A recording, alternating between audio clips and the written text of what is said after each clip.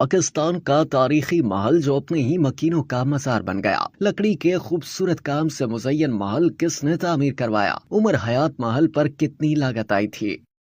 سرگودا اور فیصل آباد کے درمیان دریائے چناب کی رومان پرور موجوں کے کنارے ایک خوبصورت شہر چنیوٹ واقع ہے۔ عمر حیات محل اس شہر کا خاصا سمجھا جاتا ہے۔ عمر حیات محل جسے گلزار منزل کے نام سے بھی جانا جاتا ہے، 20ویں صدی کے اوائل میں لکڑی کے خوبصورت کام سے مزین یہ حویلی چنیوٹ کے رختی محلہ میں واقع ہے۔ ایک رپورٹ کے مطابق چنیوٹی تاجر شیخ عمر حیات نے اس حویلی کو تعمیر کروایا تھا۔ 1923 میں تعمیر شروع کی گئی اور 1935 تک اس حویلی کا تعمیراتی کام مکمل ہوا۔ حویلی کی اصل عمارت 5 منزلہ تھی۔ اس عمارت میں چنیوٹ کے مقامی لکڑی کے کام کی نمایاں مثال ہے اور اس کے اندرونی حصے میں خوبصورت لکڑی کا کام اس عمارت کو اس شہر کی دیگر تعمیرات سے نمایاں بناتا ہے۔ رپورٹ میں دعویٰ کیا گیا کہ شیخ عمر 19ویں صدی کے آخر میں چنیوٹ سے کلکتہ ہجرت کر کے اپنے خاندان کی مرضی کے خلاف شادی کرنے پر بے دخل ہوئے تھے۔ شیخ عمر کے بیٹے گلزار کی پیدائش 1920 میں ہوئی تھی، جب شیخ عمر نے اپنے آبائی شہر واپس جانے کا فیصلہ کیا اور جہاں انہوں نے ایک ایسا شاندار محل تعمیر کرنے کا فیصلہ کیا۔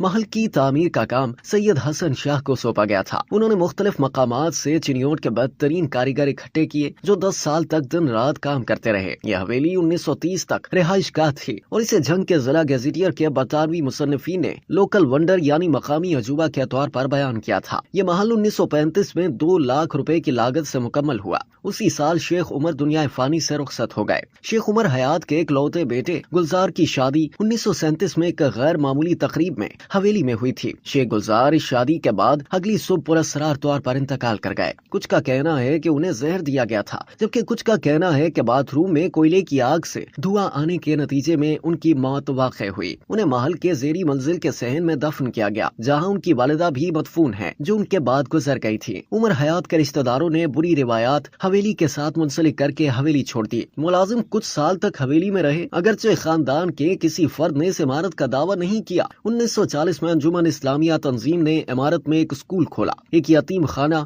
1948 میں قائم کیا گیا، حالانکہ اسے 1950 میں منتقل کر دیا گیا اور عمارت کو ایک بار پھر خالی چھوڑ دیا گیا۔ مقامی لوگوں نے حویلی کے کچھ آرائشی سامان کو حویلی سے چرا کر دوسرے شہروں میں فروخت کر دیا۔ دروازوں کھڑکیوں پر نقش و نگار کی انوکھی کٹائیوں اور ان کے اپنے رنگ کی عکاسی کرتی ہے۔ چھتیں، بالکونیاں، زینے چھت اور سٹکو ڈیزائن محل کے اندرونی حصے پر نمایاں ہے۔ عمارت کا سامنے کا حصہ اینٹوں کے عمدہ جڑ سے سجا ہوا ہے۔ سنگ مرمر اور دلکش رنگوں کی چمک اس کو مغل عہد کے عظیم محلات میں شامل کرتی ہے۔ 1990 میں ڈسٹرکٹ مینجمنٹ بورڈ نے اس محل کی بحالی اور اسے عوامی لائبریری میں تبدیل کرنے کا فیصلہ کیا، جسے عمر حیات لائبریری کے نام سے منسوب کیا گیا تھا۔